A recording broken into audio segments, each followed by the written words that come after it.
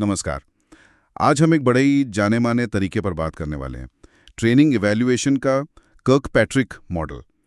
हमने इसके लिए प्रतीक मलिक के यूट्यूब चैनल का एक वीडियो देखा है, कर्कपैट्रिक ट्रेनिंग इवैल्यूएशन मेथड। हाँ। और मकसद है ये समझना कि कोई भी ट्रेनिंग प्रोग्राम कितना असरदार रहा है, मतलब फायदा हुआ भी या नहीं। बिल्कुल, और ये बहुत ज़रूरी है समझना, क्योंकि देखिए कंपनियां ट्रेनिंग पर काफ़ी पैसा, काफ़ी टाइम लगाती हैं। हाँ, वो तो है। तो ये मॉडल एक तरह से हमें ये जांचने में मदद करता है कि वो जो निवेश हुआ वो सार्थक था भी या नहीं। सही, तो चलिए देखते हैं इसे। कर्कपैट्रिक मॉडल में मूल्यांकन के 4 लेवल होते हैं।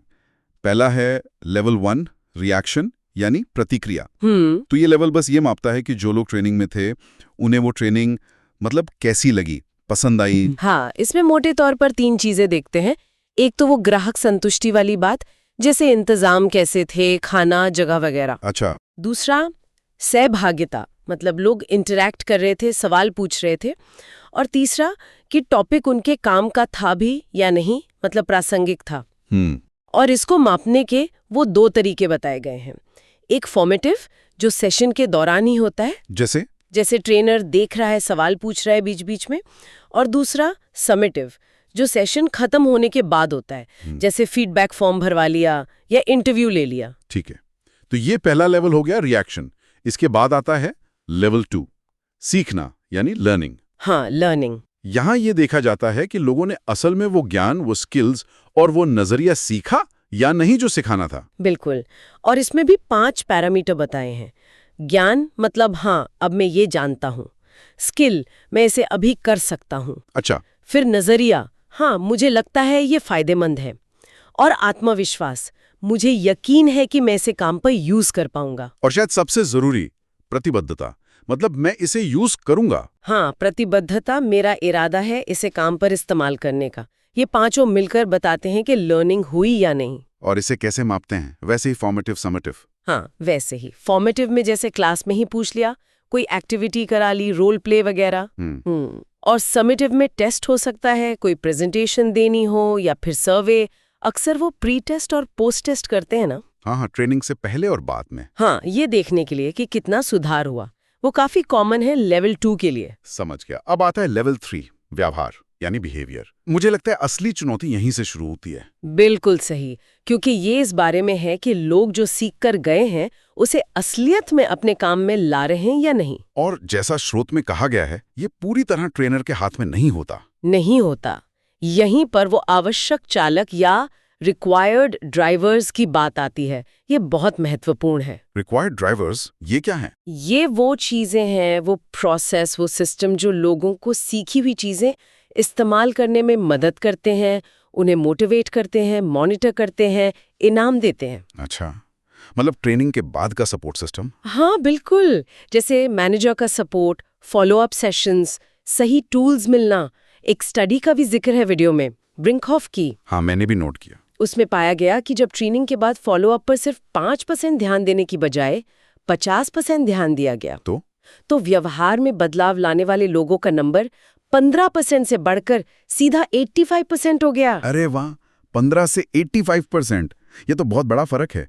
इसका मतलब ट्रेनिंग खत्म होने के बाद असल काम शुरू होता है। काफी हद तक व्यवहार को बदलने और बनाए रखने के लिए लगातार मदद चाहिए, जैसे चेकलिस्ट देना, साथ में काम करके सिखाना, कोचिंग, मेंटरिंग, पहचान देना, बोनस देना, और देखते रहना कि बदलाव हो रहा है या नहीं। और इसमें टाइम लगता होगा? हाँ, आमतौर पर कहते हैं कि 1-2 महीने का समय देना चाहिए, ये देखने के लिए कि व्यवहार बदला या नहीं। ठीक है।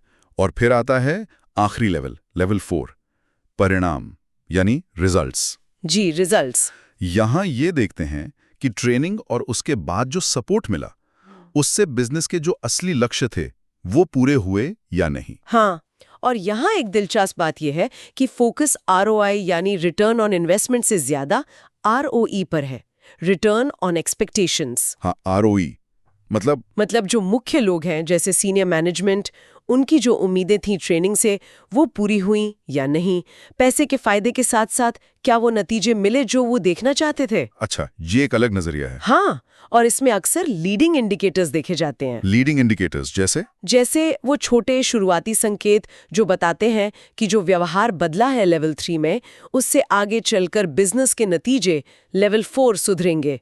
मान लीजिए सेल्स ट्रेनिंग हुई, ठीक है। तो अगर टीम अब क्लाइंट्स के साथ ज्यादा मीटिंग्स कर रही है, ये लेवल 3 का बदला हुआ व्यवहार है, तो ये एक लीडिंग इंडिकेटर हो सकता है कि आगे सेल्स बढ़ेगी, जो लेवल 4 का नतीजा होगा।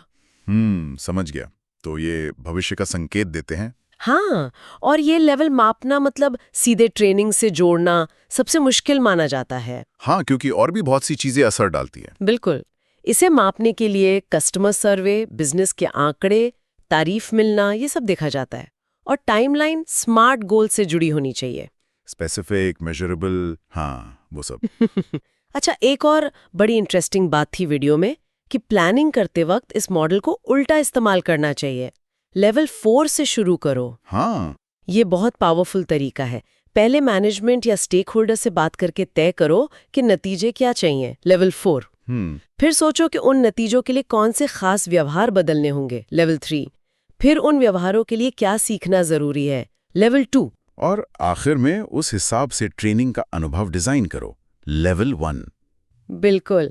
इससे ये पक्का होता है कि ट्रेनिंग सीधे बिजनेस के लक्ष्यों से जुड़ी है, हवा में नहीं है। सही बात है। और ये भी याद रखना जरूरी है कि हर प्रॉब्लम का हल ट्रेनिंग नहीं होता, पहले गैप एनालिसिस करना जरूरी है। हाँ, वो तो है ही। पहले प्रॉब्लम समझो, फिर सोल्यूशन। तो कुल मिलाकर कर्कपैट्रिक मॉडल एक पूरा ढांचा देता है ट्रेनिंग के असर को नापने का, सिर्फ रिएक्शन नहीं बल्कि लर्निंग, व्यवहार और आखिर में बिजनेस रिजल्ट्स तक। सही कहा, ये कंप्लीट पिक्चर देता है। इस पूरी बातचीत से मेरे मन में एक विचार आ रहा है। हाँ, बताइए। जब हम देख रहे हैं कि लेवल 3 के ड्राइवर्स, मतलब ट्रेनिंग के बाद का सपोर्ट, मैनेजर की भूमिका इतने ज्यादा जरूरी हैं, तो क्या कंपनियों को ट्रेनिंग इवैल्यूएशन को सिर्फ एक अलग डिपार्टमेंट का काम मानने की बजाय इसे अपने रोजमर्रा के मैनेजमेंट सिस्टम, परफॉर्मेंस मैनेजमेंट का हिस्सा नहीं बना लेना चाहिए, ताकि वो सपोर्ट सच में मिले? ये बहुत अच्छा पॉइंट है। बिल्कुल, अगर व्यवहार बदलना है तो उसे पूरे सिस्टम में इंटीग्रेट करना होगा। सिर्फ ट्रेनिंग डिपार्टमेंट की जिम्मेदारी नहीं हो सकती। इस पर वाकई सोचने की जरूरत है।